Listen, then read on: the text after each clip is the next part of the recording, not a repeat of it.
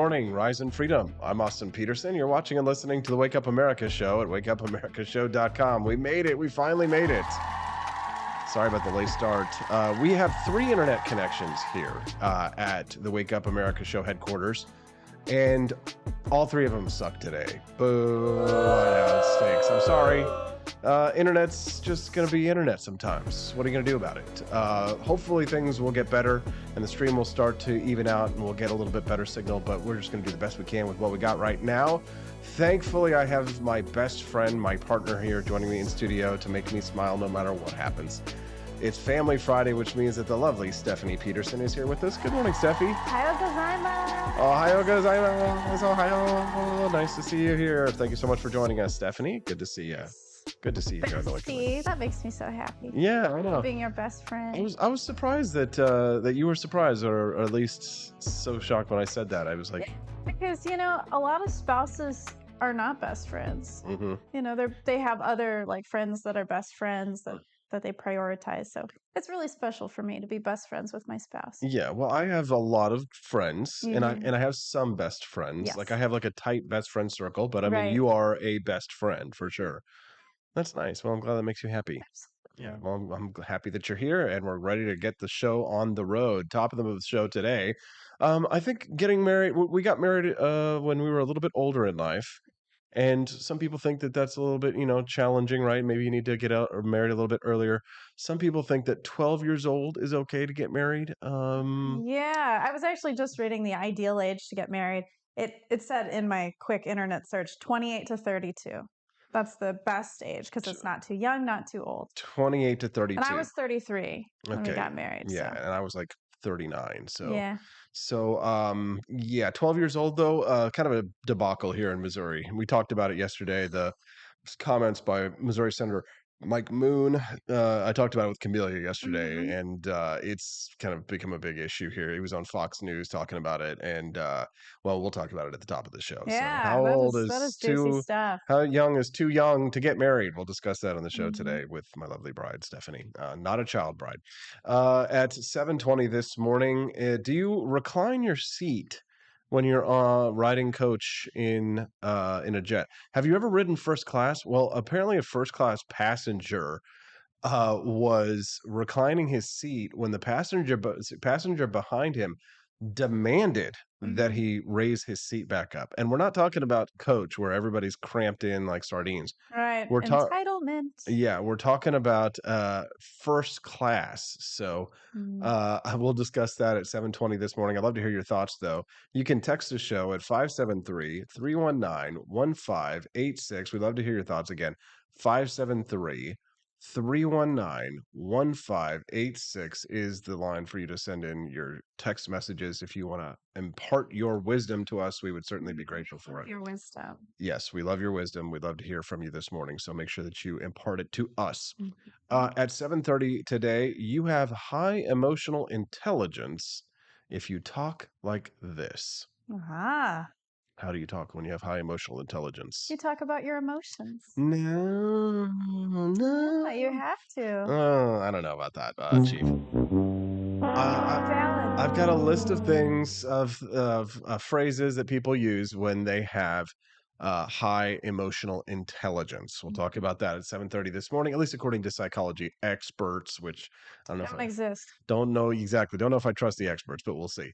At 7:51 today, if you're noticing the tweets that I've been posting the last couple of days, we are no longer streaming on Twitter. It's been kind of a wild ride because sad. Yeah, we really You've been getting a lot of views on Twitter. Yeah, we were really doing well there for a while. We were getting a lot of views on Twitter, and unfortunately, we can no longer stream on Twitter because they just basically overnight, no more streaming on Twitter. Media Studio, which is what the platform was that they had, just disappeared, and we would get a good couple thousand views over there each day on the stream. That kind of hurts us because that's how we can essentially sell to advertisers. Hey, Lear Capital and Field of Greens. Platforms you can advertise on, the better. Yeah, and the more views you get, and that cuts a nice big chunk out of our views. So definitely something that we're keeping an eye on. I think it's an underreported story in tech because it seems as if, at least from the rumors that I'm reading online, that Elon Musk may be trying to get ready to compete with YouTube and with Rumble and with OnlyFans. OnlyFans. I don't know I mean, about can that. you make naked videos on Twitter? Is that allowed? Yeah, actually, Oh, okay. you can post pornography on Twitter. So OnlyFans sex workers, come on over. that's the thing that's really annoying is that like sometimes somebody will follow me on Twitter and I'll just follow them back out of courtesy, Mm. and then on my feed I'll see like penis, and I'm just like, no. Don't I check who I follow back nowadays? Yeah, you Unless kind of it's have someone to. I know or somebody whose posts I really appreciate, I don't follow back. Yeah, it's a shame, but sometimes I'll be like in the airport and I'm checking my Twitter feed and it's just like, two dudes going at it. And I'm just like, what is it? Why am I following this? A lot of people out there are like, I know why you followed Austin. Anyways, so we'll talk about that at 7:51 in the show Can you today. watch porn on an airplane? There you go. Dude, you would probably I bet you'd get arrested if you got caught doing something like that on an Really, airplane. but honestly, I mean, maybe we can talk about this during the plane segment, but I was watching some movies and they had some, sexual scenes and I felt a little uncomfortable. Oh yeah, that's right. I'm like, should I block my screen right now? Yeah, yeah, I noticed that about the other day when we were on the airplane. Yeah. You I was were watching the Harry Styles movie. Oh, what is it? Hello, Darling, something like that. Hello, Darling. Yes, but no, it was like the Basketball Diaries with yeah, with Leonardo DiCaprio. Yeah, So it was like when I saw that like the was there like boobs or something like that, or was it like the sex scene? it's with prostitutes or something and Yeah, yeah, sexual relations. Yes, yeah. pretty graphic. I'm like, Delta, what is up? Maybe in first class you can do the pornography stuff I doubt it. when you're in your little pod. Yeah. I don't know. We'll talk about that though a little bit later. At 8 o'clock this morning, Stephanie, I wanted you to weigh in on the whole OnlyFans thing because Hmm. I thought it was a good subject yesterday, and it was just kind of me ranting about it. But I'd Yeah. be really curious to hear your thoughts about this because I saw this story. I am the sex giantess. I never knew what giantess meant You before didn't know what that today. means? It's a female giant, right? Yeah, and I didn't know it's a Ho fetish. ho ho, I'm not green familiar with this giants. stuff. Ho ho ho, sex giant.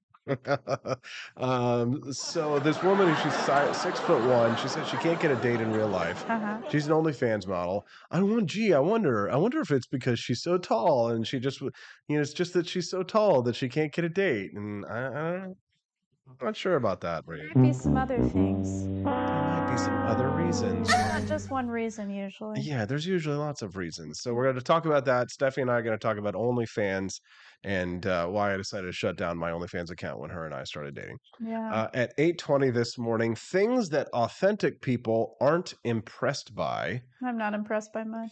And you don't impress me much. Oh, oh, oh, oh. Is that Shania Twain? Who was that? Shania Was Twain. it Shania Twain? Thank you, God. Oh, they're going to be awesome. Impressed by her. Yeah, they're like, awesome. Now we know why you had the gay porn on your Twitter. At 8:35 this morning, we'll talk about 11 comedy shows that were ruined by bad behavior in real life. Oh, yes. So you were surprised by the 70s show guy who's like, It's because I do like that I know, 70s show. I know, And the guy who what's his name? Masterson? Danny Masterson? Something like that. I have no clue.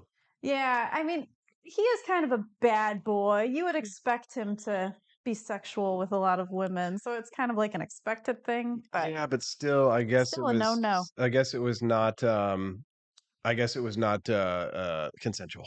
No. Just problematic. So, anyways, we'll talk about that in a little bit later in the show. Glad to have you here today. Sorry about Rumble not working. I will end it over there, and hopefully, I will try and get the Child Bride stream going up over on Rumble. Sometimes just internet just sucks, and it's not going to work for us. So. The Universal Internet, Starlink. Oh, What's that? it just is Starlink. We waited a year. We were on the wait list for a year to try and get Elon Musk Starlink, and we just never heard back from him. Right. Yeah, so and I put in down the deposit and everything, and it was just after a year, I was just like, okay, I've got to just try something else. Thankfully, T-Mobile came along, but the thing is, the reason why we can't get like there is fast internet here at the studio, Right. but we can't get a cable run to where we're at in the bar. Yes. So unfortunately, this is just what we have to deal with all Wi-Fi internet. And even though we have 3 different Wi-Fi connections, sometimes all 3 of them just don't work. So Jeez. anyway, sorry about that. Our woes you don't care about. Let's talk about the news. 12-year-olds getting married. You were kind of shocked when I gave you this story and talked to you about this with Senator Mike Moon of Missouri. A Missouri Republican lawmaker made Fox News yesterday because of comments that he made about 12-year-olds getting married. Well, he apparently knows 12-year-olds that got married because the 12-year-old got pregnant and they're still married till this day. Most people, when they shot this story came out, they thought that it meant that he was talking about a 12-year-old being married off to an adult. Which But he said, no, I don't no, agree with that. I agree with 12-year-olds being married to similarly aged people. right, but here's the thing. You, as someone who has worked as a social worker in a hospital, you had some insight into a 12-year-old being pregnant and being brought into the hospital. Give us some insight here. Yeah, we had some protocols for when to call CPS. So, for example, if somebody came in with drugs in their system, or from what I remember, the laws may have changed now in Michigan, but if someone was, I believe, 12 or 13 and they came in and they were pregnant, you had to make a CPS call because it shows that something might not have been going right. I mean, why is a 12 or 13-year-old pregnant? So, you kind of need to investigate that and make sure that that child is being cared for appropriately, even though they're going to be a parent themselves.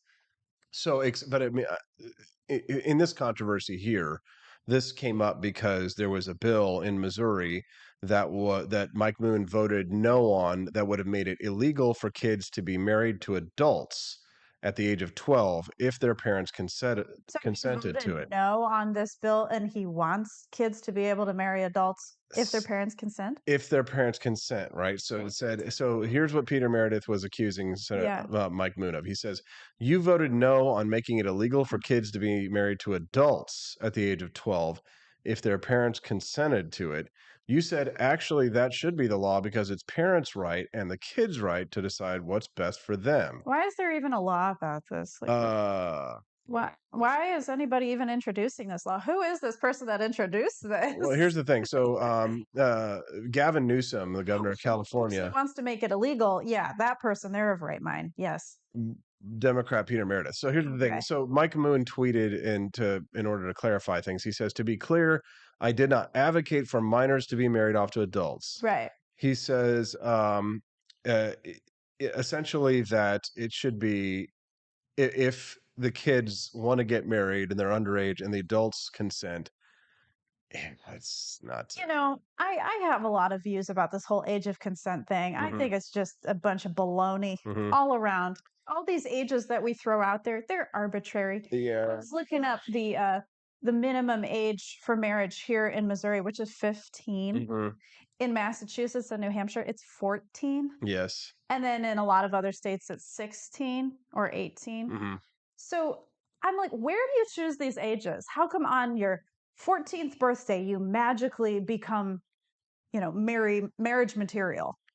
How come on your 18th birthday all of a sudden you're able to go into the military, you're able to look at porn magazines? Like what is it about your brain that lets you be able to do that? I have no idea. But I mean, in some way, you've got to set some standard, right, Steffi? I mean, there has to be. You do. And I go back to the science. I like to read a lot about neuroscience. And in my research, it's really not conclusive either. But Mm-hmm. around your mid 20s, around that 25 age, is when your brain becomes completely developed. Some people it takes longer. And so I can understand why you can't rent a car until you're 25. Well, that's because of insurance. Oh, Like the well, insurers why won't. insurance for 25? Well, because what they've done is it's for them, it's not really science. It's about Mhm. mathematics. It's about economics, really. So for them, they're sitting down and saying, how much does it cost for us to insure based on average accident rates for people who are of a certain age? I wonder why they get in more accidents. Is it because their brains are not fully developed? Probably, but I mean, here's the thing: we can't delay adulthood until 25. Well, You our can't. brains are certainly delaying it. Yeah, but what are you going to say that people can't get married until they're 25 years old? They can't do anything like to their 25. Maybe they Your bodies shouldn't. are Then physically we decrease the divorce rate. your bodies are physically mature. You know what? The problem with that logic though is, Stephanie, Mhm. is that people who tend to get married younger tend to stay together longer. No. Yes, yes, they Who do. says that? You know what? That's what I have read, and Mhm. I'm not gonna be able to cite what, like, the scientific journal or whatever I've read that in, Yeah. but I can tell you that from what I have read, Uh-huh. that people who get married younger tend to stay together longer. At least that's from what I read. Do you disagree? Yeah, that wasn't the case for me. And the high school sweetheart relationships don't typically end very well. That's not what I've read. That's not what I've read. That people who get married younger tend to stay together longer. But I don't know. We'll have to hear from our audience on that one. Let people do the homework and send us in a message at 573-319-1586. You can text the show again with your thoughts at 573-319-1586. I'm going to go to a commercial break. I'm going to try and get the Rumble stream caught up so that we can Yes. be on Rumble. They need to be in the know. Yes, and we'll be back with more on the Wake Up America Show at wakeupAmericaShow.com.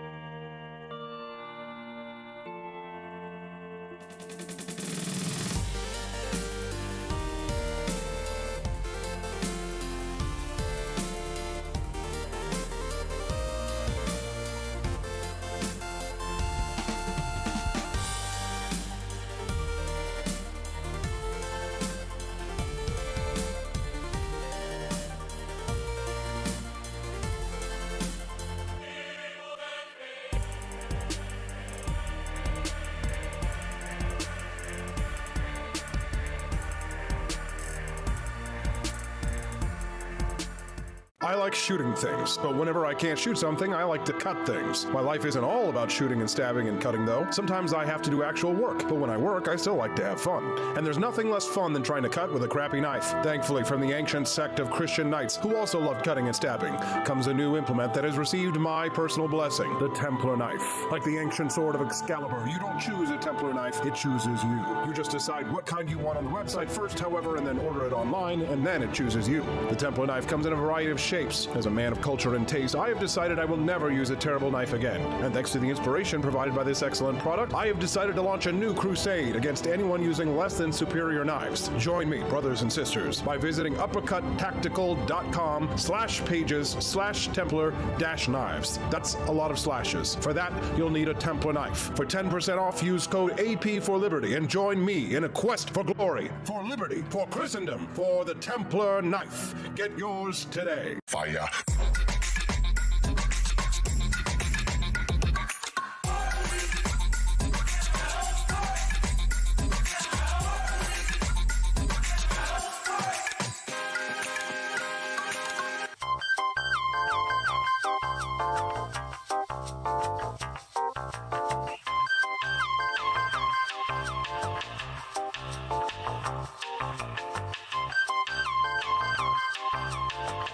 Hello, this is Barack Obama, and let me tell you why Austin Peterson stinks, and you should never pay attention to anything that he has to say.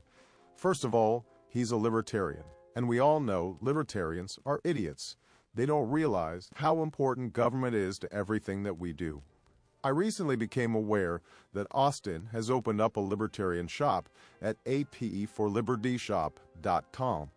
Now, I'm asking you as a personal favor to me that you never ever visit apforlibertyshop.com.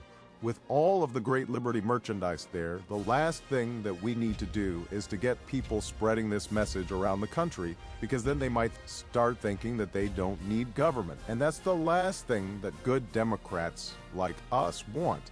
So if you love democracy, like me, and hate freedom, then don't visit AP for Liberty Shop. Like I said, whatever you do, do not visit apforlibertyshop.com. I'm Barack Obama, and I approve this message.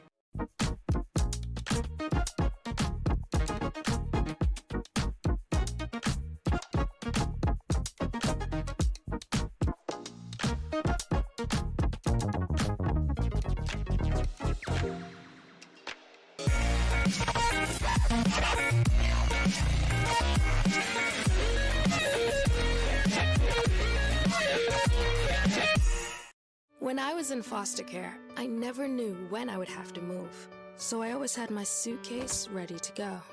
Then one day, I was adopted. My new parents opened their hearts and home to me. My parents cook my favorite breakfast for me every morning. My parents take me on trips I never thought I would go on. They gave me a home and an even better reason to use that suitcase. My parents aren't perfect, but they're perfect for me.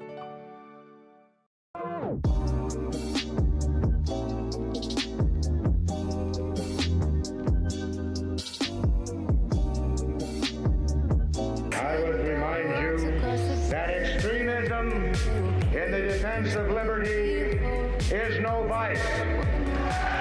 It is better to settle these matters in the courts than on the streets, and new laws are needed at every level. But law alone cannot make men see right.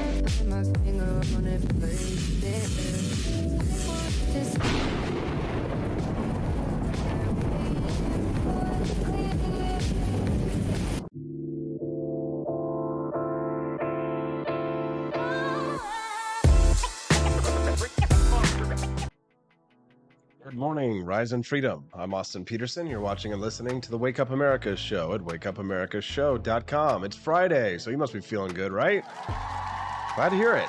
I'm always in a good mood on Friday because the lovely bride of mine, Stephanie Peterson, is joining us today. Give her a round of applause, too. Hey, Steffi. Hello. It's been a rough week for us.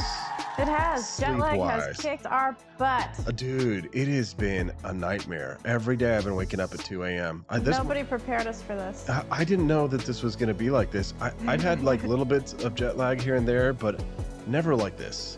No. Like upset stomach and waking up at 2 a.m. every day. Like this morning, I didn't want to disturb you by like flopping around in bed for hours. I woke up, I was like, ready to go. I know. I was like, I gotta get out of bed. So I just at 2 a.m. I went downstairs, and I've the last couple days I've actually made us some awesome breakfasts. So You yeah. made us some rice and egg with a new spice that we picked up from Japan. Yeah, we It's picked like up a this- red pepper spice. yeah, we picked up this kind of like secret spice when we were in Kyoto. And Kiyomizu-dera was this beautiful Buddhist temple that we went to visit, and it's in the Gion district of Kyoto, which is like the ancient sort of. Everything is kind of like traditional, like ancient Japanese, like all the buildings and stuff. Yes. And we found this spice shop, and it had like this like sesame seed, red pepper, soy, kind of like spice. The thing that got me is you could taste test in that store. Yes. And that is the perfect idea to get people to buy things. Yeah. So we went in there because they gave us a taste test with like the little bit of it sprinkled on rice. And then I was just like, this is my store. So, Yes. so there's a Korean breakfast recipe that we really like that I cook really well. And it's basically just jasmine rice. And then what you do is you fry an egg, right? But sunny side up. So there's a little bit of runniness to it. Right. And then once the rice is done, you butter the rice. And and then you put the rice in like a big bowl. Oh, so that was butter. Butter. I and- wondered why it was yellow. Yeah, so butter in the rice, and then you put the fried egg on top of it. Then you sprinkle a little bit of soy sauce on top of that. Yeah. A little bit of sesame oil. I didn't have any green onions, but typically We do have green onions. Okay, I just well, have to chop them up. I Yep, forgot. yep. So I was lazy. So I didn't Yeah. typically you put like fresh green onions on top of that. And then if you don't have the the secret Japanese spice, what you can do is get everything bagel seasoning. Yes, we have that. Yep. Everything bagel seasoning, and then shake that on top of it, and it is an awesome breakfast. It And it's is. healthy, and it's only like 600 calories or something like that, which is where That's we're trying to stay in terms of eating healthy. So Yeah, I mean, while we were in Japan, I was like, how do these people stay so skinny? Because at the restaurants, their portion sizes are not that small. Mhm. But we deduced that there's a lack of breakfast places, and there must be a reason for that. It's because the people just eat like fish for breakfast. yeah, they'll have like mackerel and rice for breakfast. McDonald's and pancakes and Yeah. French toast like we do. Yeah, no, I know. We don't. We wake up and we eat like sugary like donuts and stuff. Although they did have Mr. Donut. Mr. Donut. We that liked was Mr. Donut. really yummy. I love the matcha donuts. Yeah, matcha donuts, Matcha's custard huge creams. in Japan. Yeah, everything is matcha in Japan. I know, and it's not even. You that love great. I mean, matcha. it's kind of earthy. You got to mix it with other things. I like it with lots of cream and sugar. Yeah, well, I mean, anything probably tastes good with cream and sugar, but yeah, they have matcha everything in Japan. I do. Yeah, delicious. Pork is everywhere. It was a little tough being Jewish. It is. So we would just say I'm vegetarian. So Vegetarian. what is the Japanese word for vegetarian? Is it vegetarian? Yeah, Like with a B? yeah. Yes. So Pretty much any word you want to say, just like add "oo" at the end, like yes, cheku to get your check yeah. at the restaurant. Check it. If you want to get like there, if you can speak English, you can speak about 20 to 30% of Japanese words. Right. Still understand you because most of their signs are in English, so they Yeah. can at least understand very basic words. Which I thought was really funny because it was like, why? And they had Japanese businesses in Japan that didn't have any Japanese on their signs, and it's kind of like, Right. what if you can't read English? How do you know what stop you're going to? Because it's an English name. But I mean, for them, it's all about status. So like for some reason, Western words are considered to be like status symbols. Like if you use Western words, I mean, us Western people aren't that great. I mean, I think we are, but anyways. But so speaking of what's great about Western, hey, can you? Is there any way that you can kind of flip? Let's see if I can pull the clean scene and show people your shoes on the do I need to thing. move my feet? No, yeah, you got to lift your feet up in the air if you can. Show people your shoes here. Let's Ooh. give them a This nice. is for all you foot fetish people. I guess they're going to start entering Stephanie, the chat. Should I oh join my God. OnlyFans and start like showing my shoes? Stop. Gross. Dare you? FBI, open up.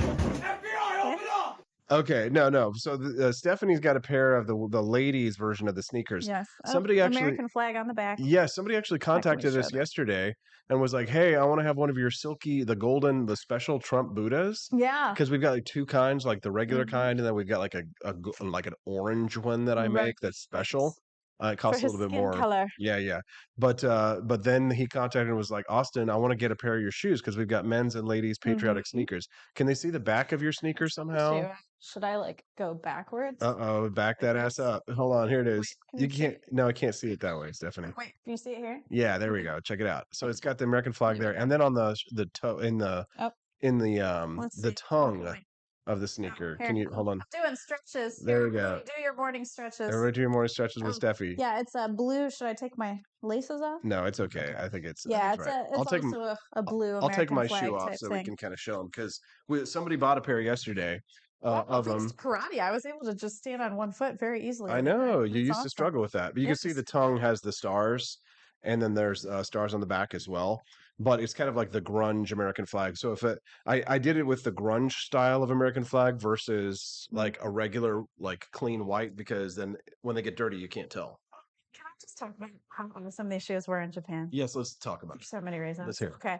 Before we went to Japan, people were warning me. They're like, don't wear new shoes in Japan. You're going to regret it. Your feet are going to hurt, blah, blah, blah. Okay. I wore these things all over Japan, all in the airport, all on our walking tours, everything. And they are so comfortable. We walked over 22,000 steps one day in these shoes. Yeah. So you really don't have to break them in. And the fact that you said that they're like that grunge style, we did walk in some dirt on one day because it was like rainy, and I got some dirt on them, and it didn't even look bad because it all just kind of like blends in with the look. So here's the thing. So because they're custom made, they take a little bit longer because each pair of shoes gets made when you order it. So it can take a couple of weeks for it to get there. So if you want to have them by the 4th of July, now is the time to be ordering your shoes. Right. And then because they came in time for Japan. Yeah, they did. These are a surprise to me. It was. No idea. Yeah, it was funny because I didn't even know that you needed a new pair of shoes. I kept saying, right. And I was like, oh my God. I was like, please let them come before Japan. So they did. And it was perfect. And they're super comfortable. And it even has the AP branding logo inside of it. And it comes in a really cool AP box as well. So check those out over at apforlibertyshop.com. Just type in sneakers we've got or shoes or patriotic sneaks. If you just type in shoes, it should pull them all up. We've got like 5 or 6 different brands of shoes over at the shop. So I mean, they are so unique. Seriously, nobody has shoes like this. yeah. I look at other people's shoes. You know, I designed. Buddy Mansur was asking, did we ever announce when the gun giveaway is? Well, the gun giveaway is going to be at the end of this month. So we still got about 15 more days until we give away the AK-47. We do have another giveaway today. Yes, that's Yeah. true. We do. Yes, for Yeah. all of our monthly subscribers. Yes, because we were on our trip while the monthly giveaway was supposed to happen. Yeah, so because Mhm. monthly subscribers to the show, whether you're like a monthly subscriber on the YouTube or like if you're a Peterson's Patriots pledger, then we are going to give away today an item from the shop. So whoever is a subscriber already, if you're not, then and you want to be entered to win, so join us $2.99 a month on the monthly subscriber list for YouTube. You could do that right now. Mhm. Just purchase a monthly subscription. You get a 20% discount on the shop, and you get entered to win the monthly drawings. So today we're going to do the monthly drawing for an item from the AP for Liberty shop. And at the end of the month, we're going to give away the AK-47. If you're like, Austin, did I just hear you say you're giving away an AK-47? Yeah, I'm not talking about like a keychain. K-47 keychain. No, I'm talking about a real AK chambered in 9mm. So It's actually here. I it's mean, here. it's Yeah. I, got it waiting. Yeah, Yeah. it's ready to be picked up, and whoever you are, if you're on the list, if you've purchased from AP for Liberty Shop, you're entered to win automatically. If you're a monthly subscriber, you're entered to win automatically, and you can also get a free entry by heading over to apforlibertyshop.com and joining us over there and just dropping your email. So Quest Fanning says the time I went to Switzerland, I was able to adjust to 7 hour in advance by moving my scheduled 1.5 hours a day for a few days. On the way back east to west is easier to adjust than west to east. So it's supposed to be easier It's for us supposed to be, but it wasn't. It was terrible for us. to Japan. It was a lot easier to adjust. We did Yeah. like go to sleep super early. We went to sleep at like 7 o'clock on some nights, Mhm. but I think that's because we made so many steps during the day. Reddit user reclines his first class airline seat, and the passenger behind him orders him to raise it back up. Some on social media said that the airline industry, not the poster, is the problem. Get this. So, a lot of people were coming to the defense of a man who said he was chastised by another passenger after he reclined his seat while flying in first class. Am I the asshole, he asks, for reclining my first class airplane seat? And so everybody kind of weighed in on this topic. And he says, I fly 150,000 miles a year, so my routine is pretty frequent. Wow. He's Um, got major jet lag. yeah, no kidding, right? So after the ding on his phone, he looked back to make sure the person didn't have a laptop out or anything. Then he slowly reclined his seat back. I wonder if he did it all the way. Yeah, usually at the front of the plane, nobody has any issues at all. Within 20 seconds of reclining back, the dude taps me on the shoulder and says, "Raise your damn seat." Jeez, you could have said it a little nicer, please. No kidding, right? Out of genuine surprise, the guy said he raised his seat back up. He then called over the flight attendant, told her I intended to move it back after the meal service, and asked her to give the guy a heads up.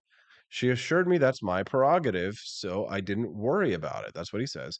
Following the meal, he reclined his seat once more, only to be chastised again by the man sitting behind him. I turn and say, "You're welcome to talk to the flight attendant about it." That's actually a really good way to handle that, honestly. Yeah. Yeah, the flight attendant informed the passenger that he was entitled to recline his seat, and then the rest of the flight continued without issue, but the other passenger glared at them as they were deplaning, of course. He says, honestly, I feel like I was being respectful about it, but I wasn't going to sit up straight for 4 hours after paying for a ticket in first class. He says, am I the asshole? 4 hours. Imagine 13 4 hours, buddy. God, I know. Sitting up straight. It was rough, dude. You get the. We couldn't even recline. We were in like the very back row Well, next to the wall. Yeah, well, we were sitting next to the toilets. I will never do that again. I know. I'm sorry, Stephanie. I'm sorry. I can never sit in the middle seat. I know you want to sit next to me, so it's like my back can't take it. But that's why I have to recline when I'm on an airline, or I will get back pain and I will start cramping up, and I will get in big trouble. But we couldn't recline because our back was to the toilet. It was like the bulkhead was right there behind us. Yes. First class seats, they're really not as big as I thought they were. Mhm. I feel like they've gotten smaller over the years. Well, they can. The thing that you in the first class seats nowadays is they Yeah. have these kind of what do they call them? They call them suites, where it's kind of like a little private area, Yeah, those are sort like of. those pod things. Yeah. Yeah. I mean, sure, the guy totally, had his right to recline. For me personally, I don't like to recline very much because I know how it feels when somebody's chair is literally like in my knees, and it's not fun. My thing is that if you don't like that somebody's reclining on you, you should recline, right? So like you take your seat back and So you everybody goes back. recline too. Yeah, because Yeah. that's how it works. I mean, the thing is that it to me is if the seat is able to recline, then you should be able to recline. Right. Yeah. If the airline doesn't want you to recline, then they should make it so you can't. Yeah. Exactly. And this guy was like way more considerate than most people because Oh, absolutely. like Chris Morrell just said in the live stream, he says air rage is real, and like more people nowadays are just like they are on razor's edge when it comes to airlines and stuff like that. People are grouchy on airplanes, you know. Because most people don't like to fly, and a lot of people have a fear of flying. They get claustrophobic. I mean, I love flying, but I even got very claustrophobic in the middle seat after so many hours. And like our tray was like sitting, right above us for a really long period of time, and I'm like, I can't move. Here's a question for the audience, and I'd be interested to hear what you think about this one. Have you ever flown first class? Stephanie, you've never flown first class, No, right? and I kind of refuse to. Nathan, have you ever gotten bumped up to first class? No, never had first class. I'm not special. Peasants. I've Not that great. Seriously, shut up. the plane coming back from Japan, I was super surprised that they let people in coach have free alcohol.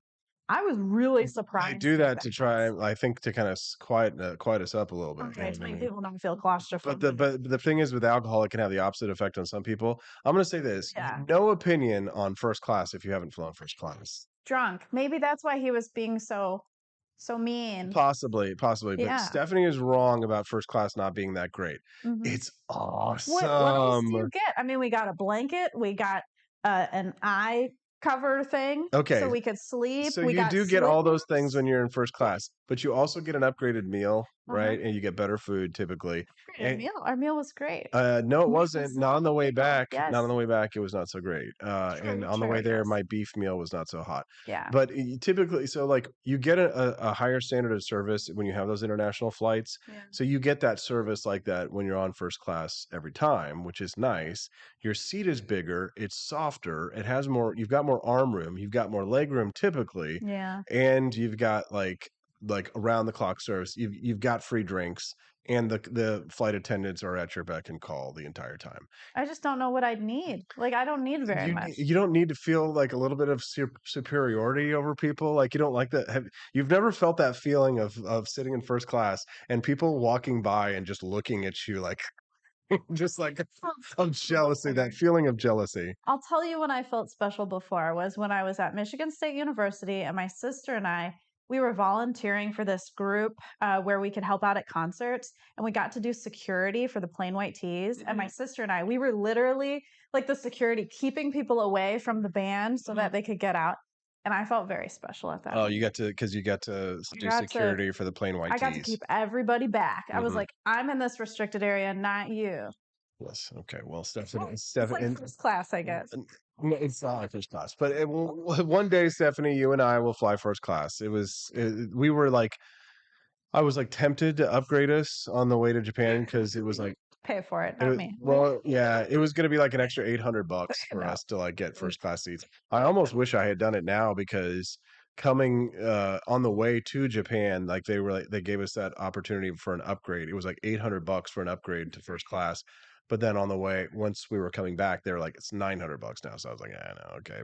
But anyways, coming back, the real problem was jet lag, not the reclining of the seats. Anyways, right. People with high emotional intelligence talk like this. Yes, if you use these phrases every day, you have higher emotional intelligence than most people, according to psychology experts. So, hey, well, if the experts say it, then it's true. I only trust the experts. That's right. That's for sure.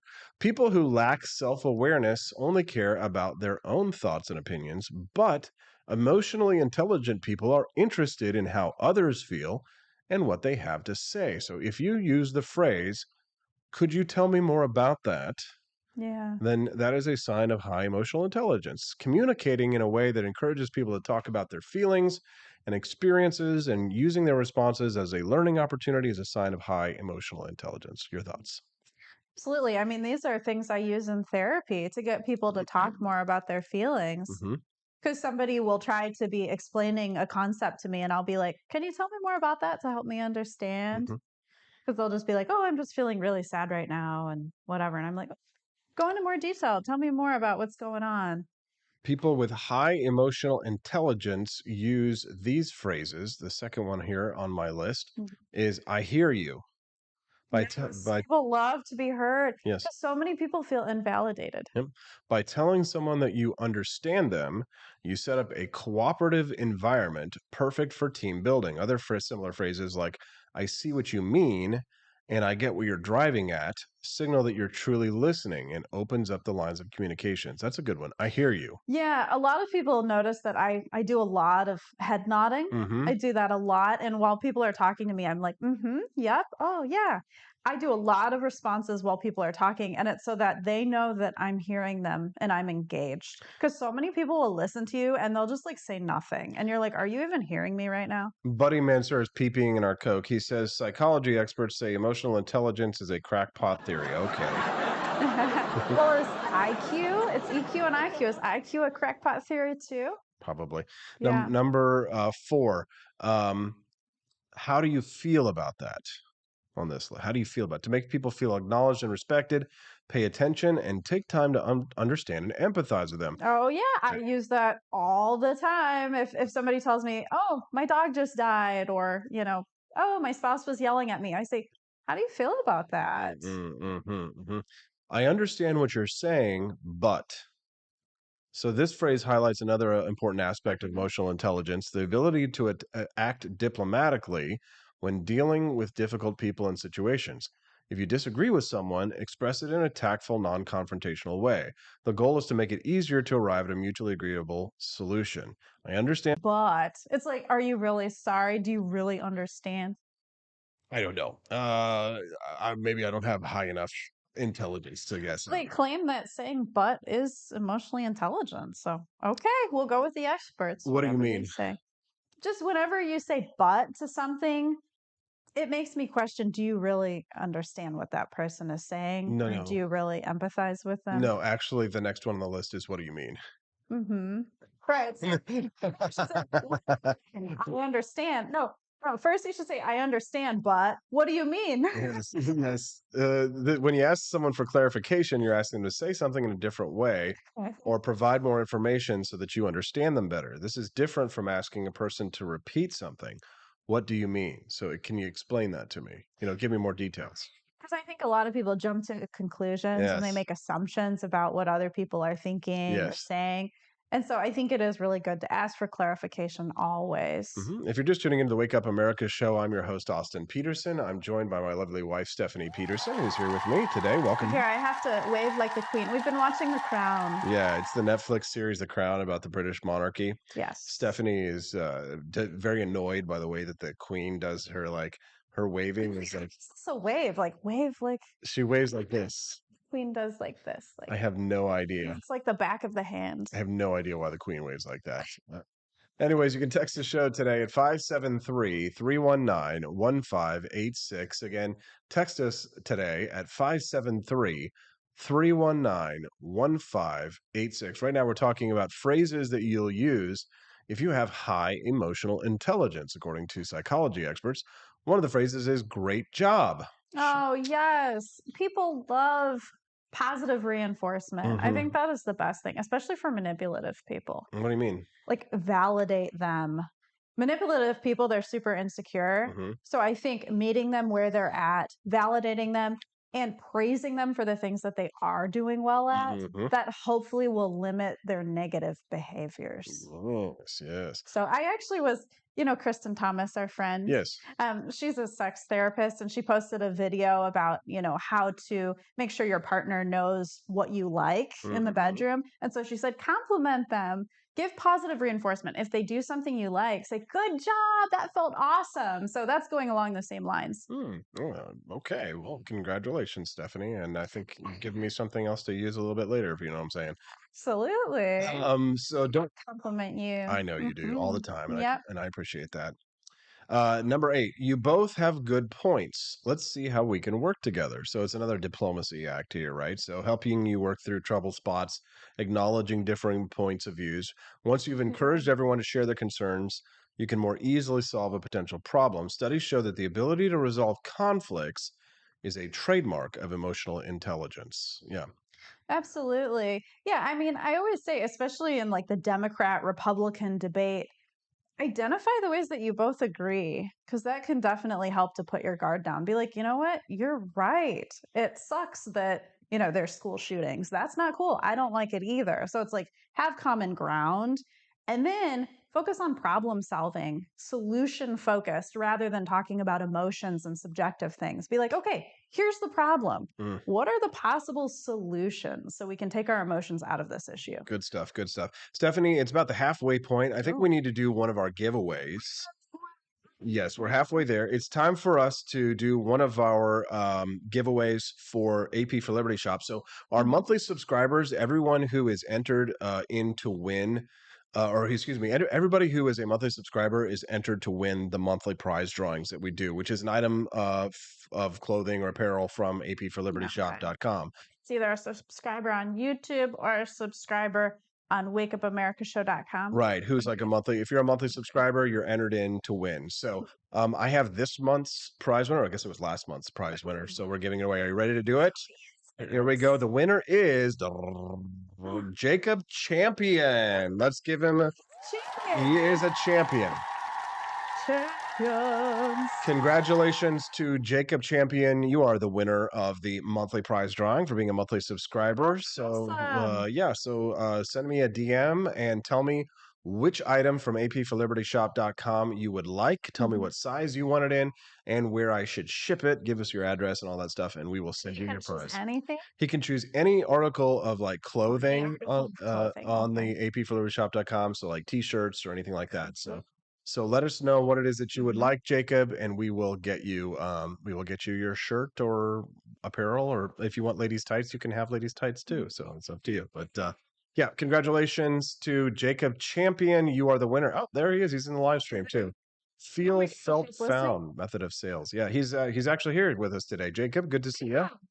Congratulations, Jacob. You are the winner, buddy. So just send me a DM and with the item that you want from apforlibertyshop.com, and we will get you your item. And again, For him. yeah, it's fun to get free stuff, Well, I like free stuff. Well, heck yeah. Monthly subscribers they get benefits. They get 20% off the shop when they buy stuff, and then there's a possibility they might just win an item, every month. So yeah, pick out what you want, Jacob. You should see how many disposable toothbrushes and slippers I fit into my suitcase coming back. Yeah, but that's not free stuff that you won. That's just stuff you took off the airplane. Yeah. All right, so let's move on. Signs that you may have high emotional intelligence. Congratulations, Jacob. Signs that you might have high emotional intelligence is I'd love your input on this. I've heard of some good bosses that use something like that. I'd love your input on this. Because you like to feel as if you matter. Because so many bosses, they're authoritarian and they're just like, this is the way. This is the way, and right? They don't care about your feedback. They're like, here, put the feedback in the comment box. It's like, do you really read it or do you burn it? Yeah, I've had some great bosses and I've had some terrible bosses. And the bosses that I thought were the best were typically the ones who would would ask for feedback on things, right? They would come to you and ask you questions versus just telling you what to do, right? In the Crown show just last night. What was it? Remember that journalist guy? He wrote an article about how the Queen's speech was so bad and all these things she could improve on. So she had this secret meeting with him, and the guy brought all of his points that he wants her to change. And at first, she was hush hush, and she's like, not saying she's going to change anything. Right. And then she ended up implementing all 6 of the things that he based on the true story. Implement. Apparently that happened. Yeah. Yes. Really interesting. And that's how a boss should be, is they should say, bring your comments to me. And I'm really going to give them consideration. Yep. So number 10 on this list of the 13 phrases that if you use are a sign of emotional intelligence. Number 10, this situation makes me worried or confused or upset. So if there's a problem, emotionally intelligent people don't focus on the person who created it, but on the overall situation. So this way you're kind of not blaming someone or putting them on the defensive. Instead, you're kind of feeling, trying to explaining how you feel about what happened, which it helps you just, avoid sounding passive aggressive or like antagonistic or something. Sure. I mean, I just did that the other day. It's not like it's anybody's fault, but like we have an ornament from Osaka Castle that is lost. We don't know where it is. And I just said to you the other day, this makes me sad that we lost our ornament. And so I was just like expressing how I'm feeling inside, even though it's really nobody's fault. It's just this mystery. Well, if you're just tuning into the Wake Up America show today, welcome. I am Austin Peterson, your host. Glad to have you here today. My lovely bride, Stephanie Peterson, is here. She's not a child bride. No, good. She's 33. Yep, good to see our friends over on rumble.com as well today. Make sure you drop a like on the stream. Help us to grow. I can see we've got a good number of people over there. And if you're watching us on YouTube, make sure you click like as well on the stream to help us spread the message. I would be super grateful. Number 12 on this list. Did I do number 10 or 11? Oh, the age that you can get married. Yeah. There we go. All right. Here we go. Number 12 is I'm sorry. That's People don't say it enough, man, when they screw up.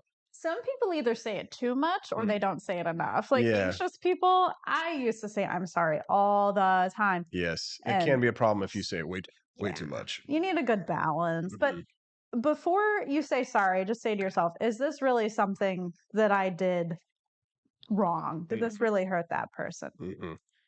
I'm sorry. When you screw up, I think you should say I'm sorry, and not I'm sorry, but just I'm sorry, but I'm sorry, right? So just have a healthy dose of humility, and that's it's a common trait of people with high intelligence. Don't be afraid to say I'm sorry, but again, don't be like I'm sorry for everything, all the time. I'm sorry for existing, right?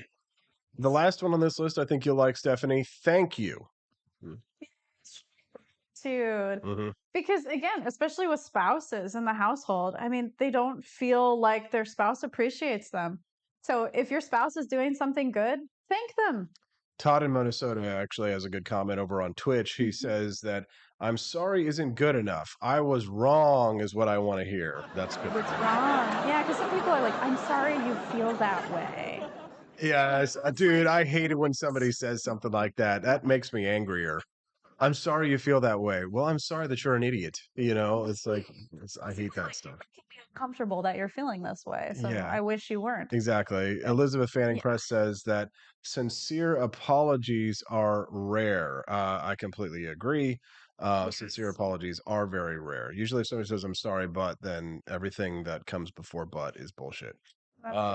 Thank you is identifying what exactly you're sorry for. Like literally saying, I'm sorry that I did this, this, and this. So that person really knows what they're responsible for. It's rare. I'm sorry, but I need to go to a commercial break. Stephanie. Sorry, but I need to pee. I'm sorry, but I need to go take a poo. All right. OnlyFans. Oh, this is exciting. A woman. Yes. A woman who is 6'1", a sex giantess, self-described sex giantess, says she can't get a date. We'll talk about why. Why? Get back. Why? Tell me why. Yeah. Make it feel. I don't know. I'm sorry. But we gotta go. We'll be back with more on the Wake Up America show at wakeupAmericaShow.com. Trump and I approve this message. Believe me, Austin Peterson is the best. He's got the greatest Wake Up America show I've ever seen. Whenever I tune in the mornings and watch the live stream, let me tell you, he has got the absolute best content. I love his guests. It's just a total blast to watch, and I highly endorse and recommend the Wake Up America show. It's terrific, believe me.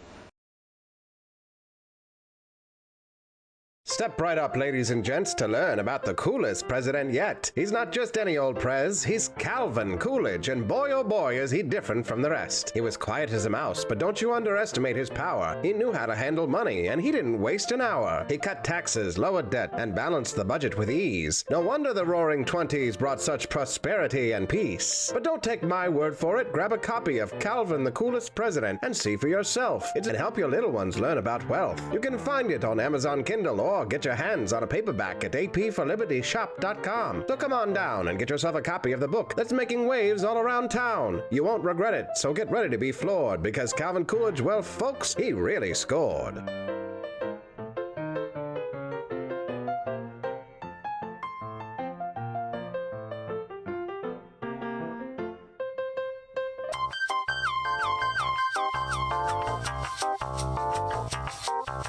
Public defender. Everybody from a speeding ticket to capital murder. For every $1 we spend on public defenders, we spend $3 on prosecutors. Public defenders have to do pretty much everything on their own. Social workers, counselors. Investigating is another piece of it. The average public defender holds 300 cases annually. You never feel like there's enough time. Public defenders have health issues all the time. A lot of people give up and say, I can't do this work anymore. Gideon's Promise trains, mentors, and supports public defenders. There are a lot of people who say that they would not still be public defenders, but for Gideon's Promise. It's fueled me to continue on in this fight. Gideon's Promise has changed the face of public defense. Good trouble, only. We don't make it easy. It should not be easy to take away someone's liberty.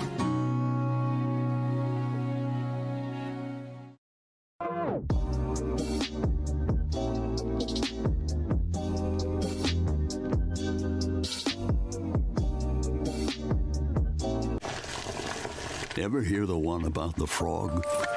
Put a frog in a pot of boiling water and it'll jump right out. Here's my resume again. But put a frog in a pot of cool water and slowly heat it up, and that frog will boil. It's a lie. But as a metaphor for us and all that we go through as veterans, Any real-world experience. it's a story that rings true. We make excuses for how we feel. We push everything down. We tell ourselves the lie that it's easier to stay in that boiling water, to disconnect. And some days, maybe it is. But you've never been interested in easy. Make no mistake, reaching out is hard. Do it anyway. You're not alone. You've got this. You are not a frog. Find resources at va.gov/reach.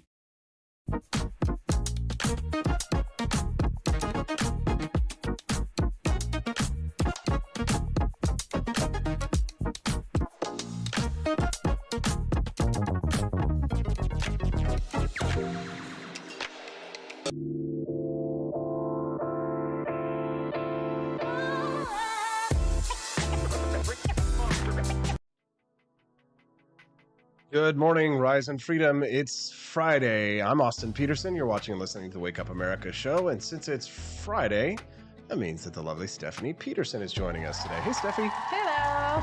Family Friday is Freedom Friday, and also had a lot of fun. Appreciate you tuning in. Sorry we've had a little bit of internet problems today. Hopefully we'll get those things solved, but yes, we do the best we can with what we got in the studio. That's what you got to do in life. Yep. Just roll with the punches. It is. Be like water. Yeah, real quick, wanted to answer a question for Todd in Minnesota over on Twitch. He was saying, oh, Stonegate LLC, that's you. Yes, that's me. He was wondering why he got an email asking to confirm his subscription. So yeah, so if you signed up for our email list, you'll get a message back that says from Stonegate LLC. Oh, okay. Nathan, there's any way to fix that? So when we send out emails, because like people have to confirm their subscriptions, that it says it's my name instead of Stonegate LLC. Right. We've got to do that. So see, no, it's not a scam. Yeah, it's not a scam. It's not. It's just us. It's just your actual company. Yeah, name. that's the name of the company. So Stonegate LLC owns all of our intellectual property. So Frenchy BS, Libertarian Republic, AP for Liberty AP Shop. for Liberty Shop. Everything is owned by my all my IP is underneath there, all my copyrights and everything. So You got a lot there, buddy. I do. I'm doing everything I can to try and be a success in this world, but it's hard. Sometimes it's hard out here for Pip. And it's hard. And if only I was a 6 See, foot. I'm saying thank you. Okay, Showing thank you gratitude for all that you're doing. Thank you, but I need to move on. I make $245,000. I don't, as the 6'1" sex giantess, but can't get a real life date. Sorry. Oh man, that's sad, right? Sorry, but Yeah, I'm sorry, but this 6'1" stunner, according to New York Post, has taken her career to new heights, but she's still being shortchanged in the bedroom. A British woman known as Penny says she raked in a whopping 245 grand last year. God, I'm in the wrong business. On OnlyFans by tapping into subscribers' sex giantess fetishes. So people have some really interesting fetishes. they do. The single mom of two, 34 years old, says that her sex life has suffered since she became a cyber star. Remember what cyber used to mean when we were young? You want a cyber? 13F Michigan. Right, at 13FMI, and I'd be like 14MMO. Let's cyber, baby. Usually it was a lie. I would pretend I was certain ages. Yeah. But cyber used to mean something else back in the day. Yeah. She says, I have to admit, I find that OnlyFans is a massive obstacle if you want a serious relationship. Oh, really? Wow. That's Never would have guessed that. surprise. I'm really shocked at that. I really think it's her height. I thought it would, yeah, you would think that it would be the height. She says she's now stayed single since October. She definitely finds it much easier that way because she says that it gives a certain impression being on OnlyFans and causes a lot of jealousy too. A lot of Well, I'm jealousy. sure if the guys on OnlyFans saw that she has a boyfriend, they would not be very happy. Absolutely not. I don't know if she'd have as many followers I'm anymore. not sure that it's the kind of jealousy that you're thinking of, though. It was like this conversation we were having the other day. Boyfriend would be jealous of her fans. Yeah, maybe, yeah. It was, but it's no. So remember the other day when what do you mean by that? Thank you for asking, Stephanie. Remember the conversation we had the other day when I was trying to tell you what women wear makeup not for men but for other women? Oh yeah, we had a debate. We were having a discussion about this. Stephanie seems to think that like women get all like gussied up and prettied up in makeup in order to attract men. Mhm. And what I try to explain to her is that that is not the reason why most women put makeup on. Most women are putting on makeup because they are trying to impress other women. They want to look more beautiful than other women. Yeah. That's their primary focus. I don't care about impressing women. Sorry. Stephanie, you can't use yourself as an I know. we like to talk weird. about you're a married woman. Yeah. And you got married because you're a quality woman, right? Because if you had an OnlyFans, guess what? You wouldn't have dated me. No, there's no way I would have And I dated would have you. said, why is nobody dating me? Why isn't- Because I'm 5'3"? Is it? Yes, it's because you're 5'3". Yes, that's what it is. Yeah, you're just you know what it is so many women that are just jealous of you, and that's what it was. Average. That's what it is. You're just too average, right? Anyway, $1,000 debt as an occupational therapist. You know what? OTs make really good money. They can actually make six figures. So I don't know what kind of OT she is, but she's in the wrong job as an OT. She needs to find something that pays her better. well, she did apparently because so Yeah. she says, yeah, that she would have never been able to pay off her debts on a $20,000 salary. So she turned to OnlyFans. She says there's a massive fetish out there for tall women. I mean, I guess. Maybe by tall men. No, I mean, to me, like a fetish is something that's a little bit more niche. I mean, maybe like, Right. yeah, probably it could apply to things like that. Yeah, I've got a fetish for tall women. Okay. But I mean, it's more likely that just if every single man on the planet would be attracted to you for the most part, like 90% of men in terms of just like sexuality, not, over a relationship. Is it really a fetish if like, you're just hot? Well, yes, because she wrote about the exact fantasies these people have about her. They have fantasies about her squishing them in her boobs. So, like, I think she like superimposes them into her photos to make them look really small. Death by snoo. Death by snoo. Her doorways are really short so that she looks like a giant when she's coming out. It's like people are 6'1" all the time and they fit through doors. I don't honestly feel like 6'1" is really that tall for a woman. Taller than that, isn't he? He's like 6'6" or Okay. 6'5" And, or I so. mean, he can fit through doors, but some of them are a little bit short. Some of them, yeah. Yeah. But the thing is so apparently she says the most popular are custom role playing videos where I am growing and they are shrinking. Mm-hmm. It's kind of like this Alice in Wonderland stuff. They want to be kept in my shoe. Boobs or bum most of the time, crushing them. Yeah, like you said. Right? I know. So No, God! I don't know. there's probably some people who are watching the stream right now who are not commenting who are like, "Oh, that sounds great right now." Like, yeah, Like, yeah. it's fine. Yeah, if you like that, that's great. Like I'm not. We're not criticizing your sexual fantasies. What we're criticizing here is this woman's cluelessness as to the reality of what she's facing in terms of actually being able to date a quality man. Do you think that some men avoid dating really hot women because they're intimidated? Yes. Could that be part of what's happening? Oh yeah, but only a small part. Only a Yeah. small part. I think it's probably there's not very many men because if she really wanted to, if women would ever make an approach, it's the guy's job to make the approach, Mhm. right? Women do not approach men. It very rarely happens. Only like the most desperate of women actually approach a I man. guess I was desperate You mean like with you. coming for me? Yeah. Right. Well, here I am also not a good man to like, to try and rate on the average, right? So it's not good to look at exceptions too much or anything like that, but like men who like women like chase after, it's like a very, very small amount. You weren't how do I say this?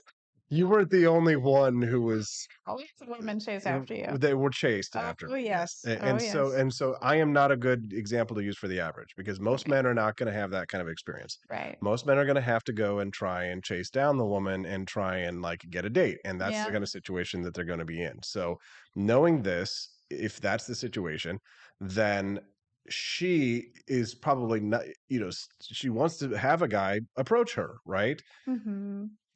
If a Right, guy's going to approach her, horns, are right? they going to be intimidated by her height? Sure. Yeah, absolutely. Guys are going to feel intimidated by that. But once you break the ice after that, it's over for most guys, right? Like once you've already sort of like crossed over that, like unless like a guy really has issues or whatever, in which case like, it really relationship's probably not going to work out anyway because he's just got, some kind of problems with that. But the thing is that her height 6'1" is not the problem. Yeah. Right? I imagine she probably thinks it is part of the problem, but that's only a problem if she has a problem with Play it. a part. Maybe. I agree with her. It does Maybe. play a part. But the real problem is that a man is not going to want to have a relationship with a woman who gets blasted on video. Right. Yeah. It's the same thing as dating a porn star. Yeah. Yeah. I mean, it's Anybody in show business. Yeah. Dating an actress, a model. It's not the same if you get naked in like 50 Shades of Grey, right? I'm talking about that was like a porno movie. it Ooh, was, boy. but I'm talking about Yeah. women putting themselves on a website Right. that they're like splaying their legs for money on a daily 50 Shades basis. of Grey was acting.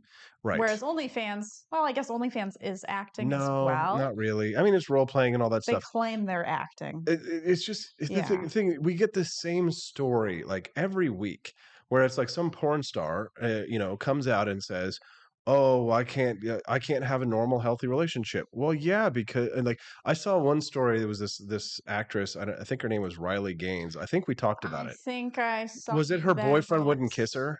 after she did sexual things. Yeah, so when in her she was at movies, work, yes. yeah, so she would go to work and then she would come home and her boyfriend didn't want to kiss her. Because she still Why? had the guy's stuff on her. And Oh my God, Stephanie, okay, it's getting a little too explicit in here. For the love of God, please. Yeah. Stop it. Sloppy seconds. I really do not need to hear my wife having this conversation. Okay, maybe I need to change the subject. But I just want to say that if you go, remember what we were talking about earlier with sex work?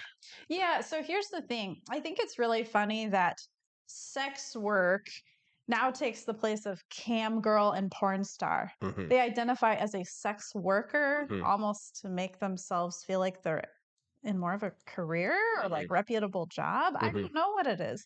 It's kind of like how back in the day I was a babysitter and they switched it to childcare worker. Mm. It's like apparently babysitter's not good enough anymore. I just don't see this whole like I don't see this whole industry as healthy necessarily. There are people. So yesterday when I posted about this woman who was a trucker who said she declined to do Saw that. OnlyFans because she's making six figures working as a trucker. And you know what? That's great. The thing is that just because you think something should be legal doesn't mean that you think it's a good idea to do it, right? And the problem is that on one side, so conservatives make this mistake with libertarians, where it's like, when I say, "Oh, legalize drugs," that means that I think you should do drugs. Right. And then libertarians who are socially liberal Right. or leftists who are socially liberal, when they hear me say, "Hey, don't get a job on OnlyFans, maybe go get a regular career. Not the best idea for you because your long-term prospects are going to be, you can only work in that line of work for as long as you're attractive, and you're going to be attractive for maybe 15 years out of your like adult life at best, Right. right? And so after that, what else are you going to do, and who's going to want to hire you and all that? Who's going to want to date you?" Like Ron Paul, when he says, I don't agree with abortion, but I think it should be states' rights. Right, but like, Or I don't agree with, I think, gay marriage should be legal, but I might not personally agree with it, right? Right. It's personal versus. But the thing is that like yesterday, Mm-hmm. like there are people who argue that like pornography and sex work and all this stuff is good and it's empowering and all that stuff. That's probably the exception rather than the rule. I So would not guess. condoning it, you mean? Yeah. I mean, Yeah. it's probably the exception that people who engage in sex work, whether it's OnlyFans, it's prostitution, or all that kind of stuff, it's probably the exception that it's empowering and impactful and a positive experience. Right. But the people who are doing it on average are probably not getting a good experience from it. Right. You know what would be empowering? I talked about this movie before. Mm. So maybe this OnlyFans lady with her occupational therapy degree, she could work with people who have disabilities. Because I watched a movie once about a guy and he was paralyzed and he hired a sex worker, to do things with him. And that could be empowering. Yeah, You're that's changing someone's life, so meaningful, maybe. I agree. I do think like, so for example, if you are disabled, right? Yeah. I think I saw some documentary once where it was like, It's a real thing. yeah, where it's like, because of their disability, they would never be able to naturally experience sexual Absolutely. interaction or in their life.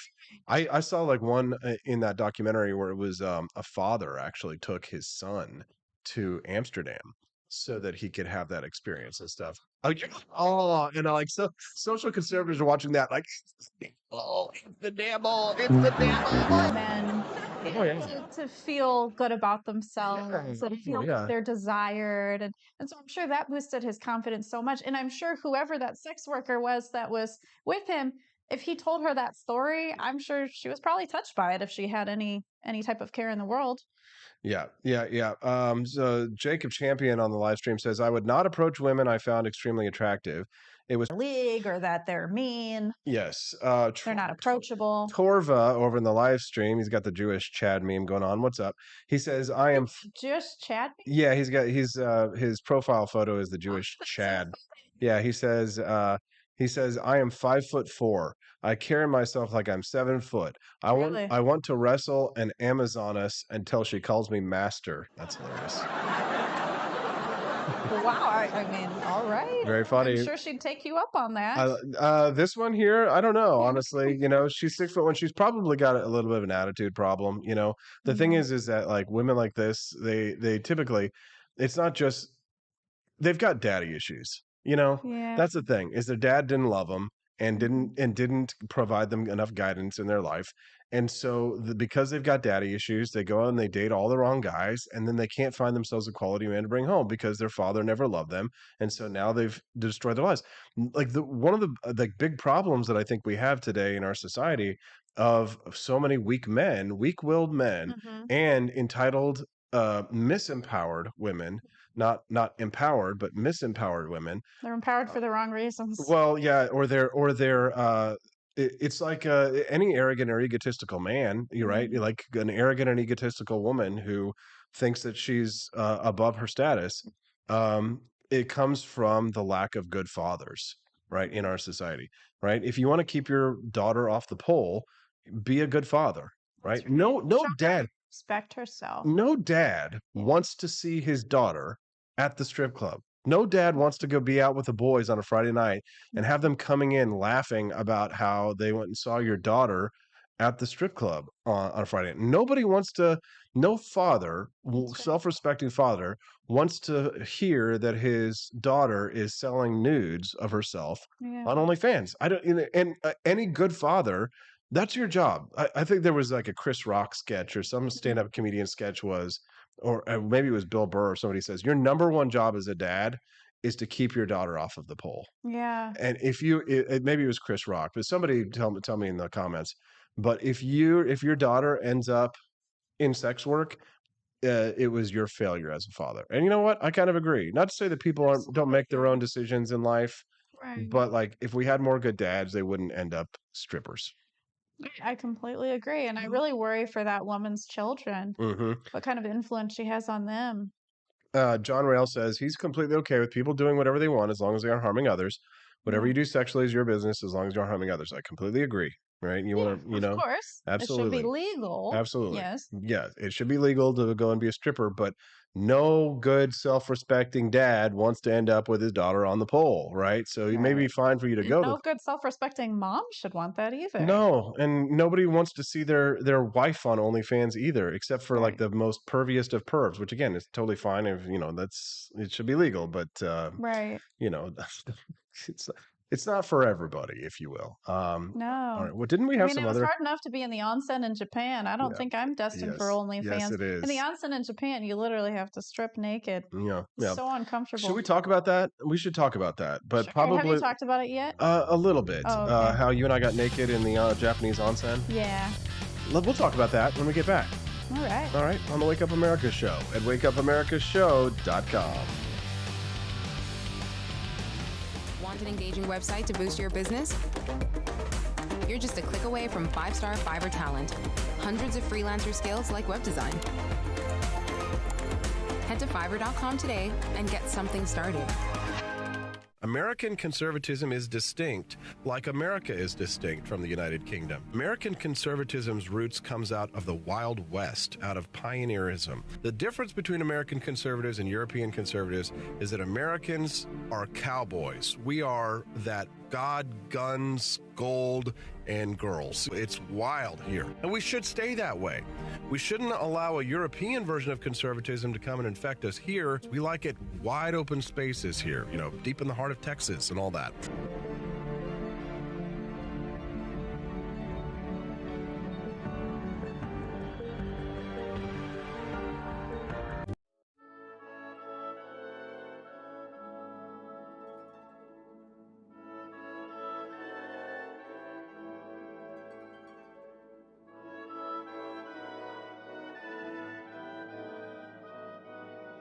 Hey there, is your favorite vice president? Before I get started, let me just make sure I have all my notes in order. Okay, where was I? All right, the Wake Up America show. It's a great way to stay informed and make your voice heard. Boy, what was I saying again? Oh, right. The Wake Up America show. It's important that we all stay engaged and knowledgeable about what's going on in our country and the thing, but hold on, where was I going with all this? Oh, yeah. The Wake Up America show. It's a fantastic resource. And if you really want to make a difference, man, you can sign up to be a monthly donor at wakeupamericashow.com/support. Now, where was I? Oh, that's right, the Wake Up America show. So if you want to stay woke and support a great cause, head on over to wakeupamericashow.com/support and sign up to be a monthly donor today. And if you're feeling generous, you can even give a donation in my name. Thanks for listening, and keep on keeping on, America. Come on, man.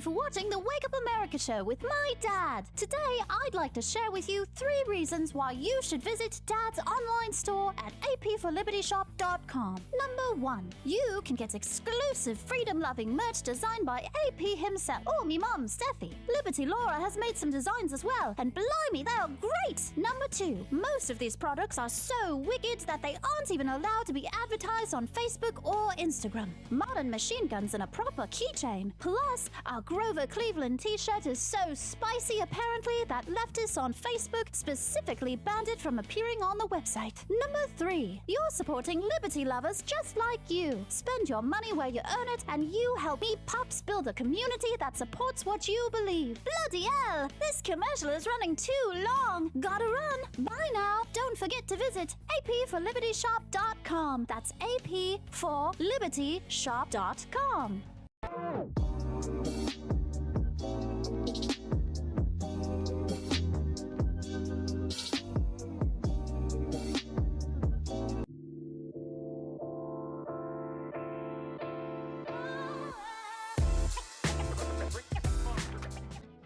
Good morning, Rise and Freedom. I'm Austin Peterson. You're watching and listening to the Wake Up America show at wakeupAmericaShow.com. It's Family Friday, so the lovely Steffi P is here with me now. Hello. Hi, Steffi. We having fun? Sorry, I'm having lots of fun. I don't even know what time it is. It's 8:27. The show's more like 2/3 over now. So I know it's fun, but it does have to come to an end at some point so people can start their days. That's right. So naked in the Japanese onsen.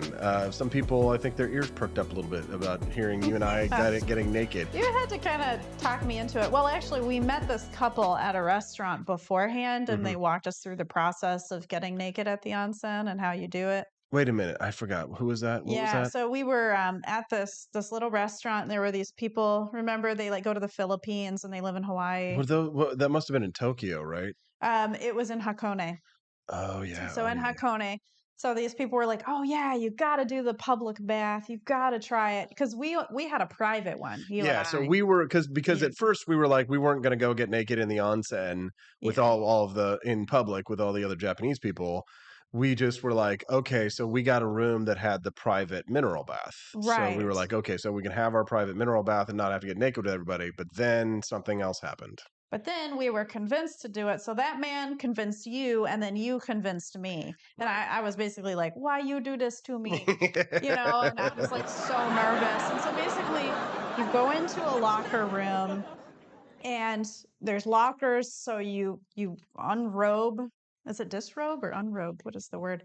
Anyway. Disrobe. So I did it very, very slowly. You're wearing your yukata. It's like a kind of a pajama kimono that's really, really comfy. Yeah. And so without looking at people, I was trying to see what they were doing, how they were undressing themselves. Because I'm like, how do I do it?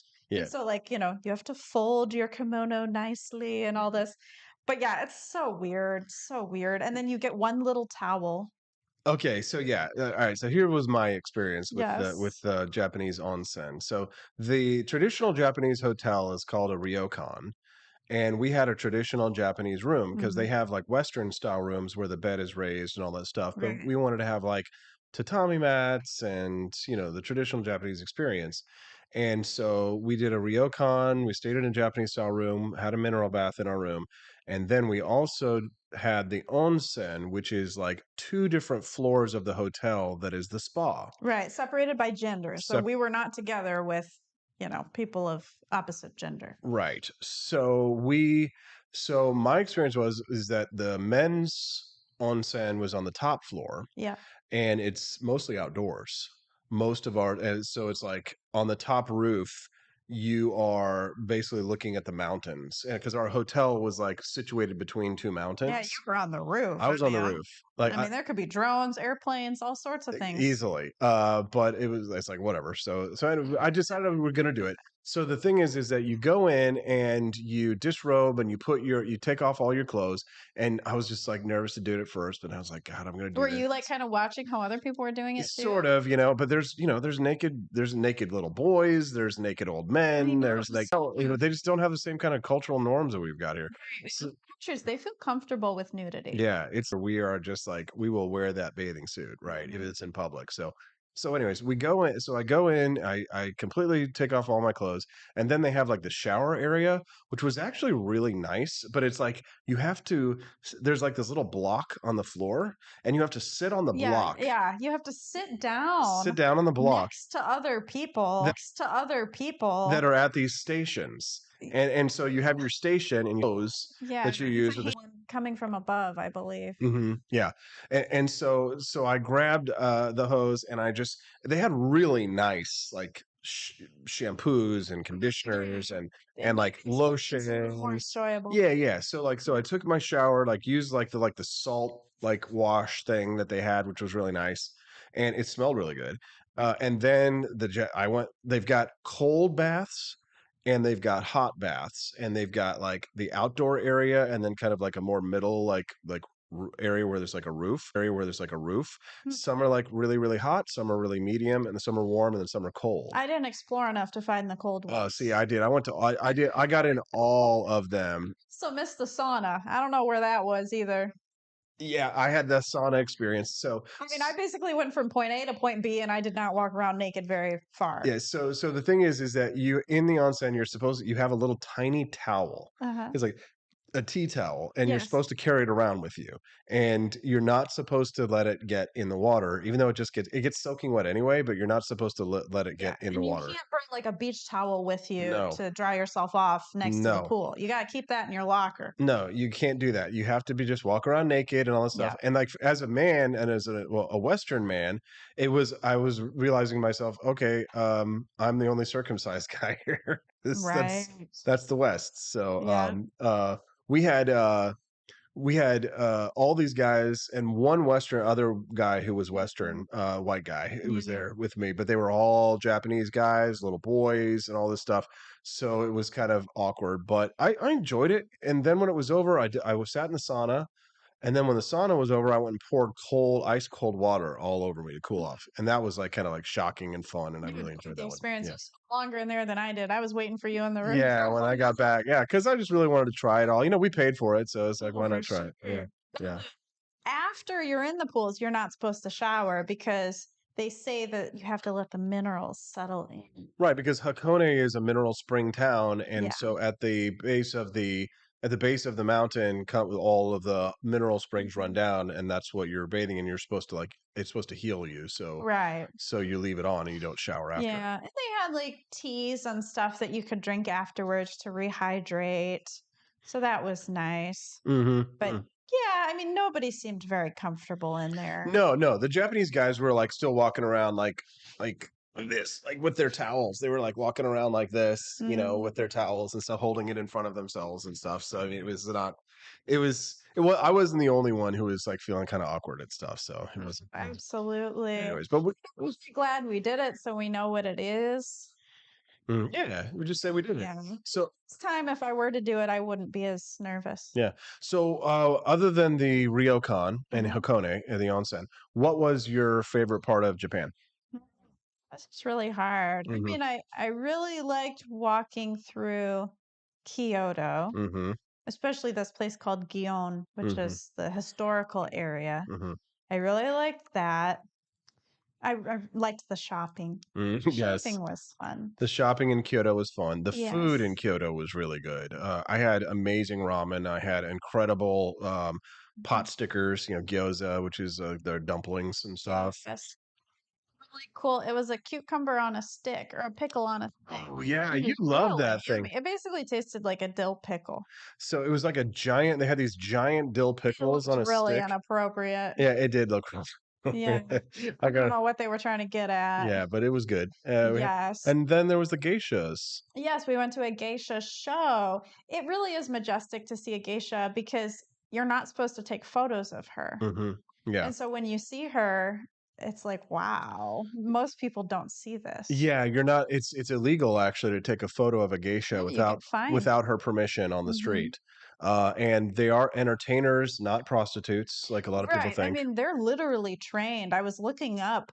They get trained from the time they're like teenagers in these musical instruments that are very specific to their Mhm. culture. I mean, Yeah. they're not instruments that we typically use in No. America. Uh-uh. And then they learn how to talk to people, their manners. I mean, they're very good conversationalists and just knowing how to entertain people and play games. Mm-hmm. And they're It's their very job. pretty, very pretty. Yes. And we were kind of surprised, or I guess you were surprised at when you saw like the makeup on the back of their neck, the lines. So they have obviously white face, Mhm. but some of them they have these like chiseled out areas and On the back of their neck. like different shapes and patterns on their neck. And I was trying to figure out what that really We means. need to watch Memoirs of a Geisha this weekend. Yes. But the geishas aren't allowed to date. Right. They can't have boyfriends. But the thing is, you pretty much stop being a geisha when you're, I believe, in your mid 20s, it Typically. said. And so then you can go off, get married, go do whatever you want. Right, but they're not so like if you're a geisha, you're not supposed to get married while you're a geisha. You're not supposed to date or have a boyfriend or anything like that. You're supposed to just like focus on being an entertainer and all that. Absolutely. But there was so it's rare to see geishas. We met up with a buddy, Oliver Gia, while we were there, who lives in Kyoto. He's like he's a reporter, and we had a nice dinner with him. And he says that he's lived in Kyoto 10 years and he still has never seen a geisha. It's like, where do you hang out, buddy? That was just funny because we actually saw a geisha twice when we were in the Gion district. Yeah. And you're not supposed to take pictures ever. Of course, somebody does it anyway, right?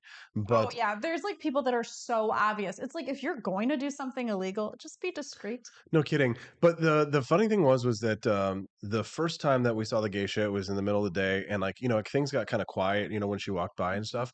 But the second time we saw a geisha, that was almost like much more of a that was a much more up close and personal experience because we were walking down the streets. When you go into a lot of the restaurant areas, we saw a geisha. We're walking down the street in the Gion district in Kyoto, and I was not looking far enough ahead because I was on my phone trying to find out where the restaurant was we were going. And it was just all of a sudden there was I could tell that something was going on because usually you hear the hubbub, but it got quiet. Yeah, I'm glad you didn't run into her by accident. That would have been funny, honestly, actually. You're but- looking down at the map. Yeah. So Well, so I ran into a pole while I was looking at Mount Fuji. yeah, No you joke. did. You did. Yes. Yeah, that's funny. Yeah, she did Yeah, run into but I guess the other highlights of our trip were Mount Fuji. I really wanted to see it, and we couldn't see it while we were in Hakone, Mhm. just because it would have taken too long. But yeah, at one of the train stations, we got out, and there it was, and we Mhm. actually saw it twice on the train. Yeah, the epic thing about the picture that we got to take too was that Mhm. it just so happened that the bullet train was stopped there. Yeah. There was a cherry blossom tree next to it. It's not photoshopped. Yeah, Seriously. so there was a bullet train with the cherry blossom tree in the back. It was awesome. Yeah. It's one of those awe moments, Yeah. really, because you live seeing this picture of this volcanic mountain Mhm. for your whole life. And then once you see it, you're almost in disbelief. Like, are you sure that's it? Yeah. Is that the one? It's hard to Well, Mount Fuji, process. you see Mount Fuji in so many different ways. Like you see Right. pictures of it, and then there's the famous painting, the Great Wave of Kanagawa, which is like the Oh, picture of those the blue giant, waves. the giant blue waves. In the Yes. background, you can see Mount Fuji, right? Yeah. And if you see a lot of times when you look at that picture, the painting of the Great Wave of Kanagawa, what they'll only show you like little parts of it, like they'll edit out parts of it, but the full painting of the Great Wave of Kanagawa shows not only the waves and it shows Mount Fuji, but there are also fishermen who are being like rocked by the waves in it in the full painting. But a lot of times you don't get to see the whole painting. Okay. Even the painting that's on our wall that has it shows the samurai fighting the skeleton Yes. on our wall in our dojo. Yeah. That's not the full painting. In the full painting, there's actually a witch who is attacking them. She's the one, the Yeah. skeleton. So a lot of times when you see great works of art like that, you're only seeing like little parts of the painting. But definitely check out the Great Wave of Kanagawa and look at the full painting of it because it has Fuji, it has fishermen. It's a really epic painting. Absolutely. And I also like the last thing I think I really liked was Hiroshima. Because Hiroshima. World War II history, I'm really interested in it personally. Mhm. And going to the place where one of the nuclear bombs dropped and seeing the impact on the dome that was there. I mean, it is really hard to picture it happening, but I think once we went to the museum, the museum, it was pretty comparable to like a Holocaust museum, pretty much, where it really tells you the stories of the victims, the people who died, the people who had medical issues after the bomb dropped. I mean, it's really touching, and it really makes you feel their pain for sure. Well, the thing is it too, is it really, it sparked some really interesting conversations between you and I. Mhm. And one of the big controversies with me in libertarian circles over the years has been my defense of the use of the bomb, Right. where a lot of like anarchists and libertarians like use that as an example of why Austin's not a real libertarian, blah blah blah. But I asked you a lot of questions, to sort of see how you would feel about, what instances would it be morally or ethically or legally permissible in your views. Right. And I think one of the things that kind of it was impactful to you was you were like, well, you shouldn't be able to target civilians, right? Mhm. And then my next question to you was, well, what if the civilian works in a factory manufacturing tanks and bombs and Right. planes? So they're indirectly related to the war effort. Yeah, well, they're directly related to the Right. war effort, because if if Right. you may be a civilian, but if you're manufacturing, you may be Norma Jean, soon to be one day Marilyn Monroe, Rosie the Riveter, but if you're manufacturing a tank or a plane and that's going to be used against me, I mean, you're not really a civilian, are you? I mean, you're kind of a legitimate target in that sense. Exactly. But then I say, wasn't that what most of the jobs were over in Japan at that time? They had these demolishing Hmm. teams. Remember, we kept seeing that word. It was like a demolition something. Yes. And these people apparently were literally demolishing buildings to stop fires from spreading. Right, right. That was the reason for it. And so, like the thing is that extrapolating this, because we're talking about collateral damage and here in the context of Hiroshima, is that if you're war plant and you're manufacturing planes or bomb factory, that's a legitimate target. But here's the question: now, what if I'm a ramen shop salesman? What Right. if I have a cart? What if I have a food cart? And Yeah. my job as a ramen shop salesman is to supply food to the civilian factory workers for the day. Is the ramen shop owner a legitimate target? Gosh. Because if I can, as your enemy, if I can prevent you from feeding the people who are going in and creating bombs and things like that, then I'm preventing you from, I mean, it's For me, that one is pretty far removed because you could really use other examples. Okay, if there's a chef who's serving Mhm. somebody who's about to commit a crime, Mhm. is that person, responsible for the person who's committing the crime? I mean, I don't know. If you knowingly or unknowingly serve that person, is it kind of like that bake the cake type of mentality? No, I'm not. not I sure. don't think so, because listen, if you ask Napoleon or you ask one of the like Hannibal of Carthage was terrorizing the Romans, and he was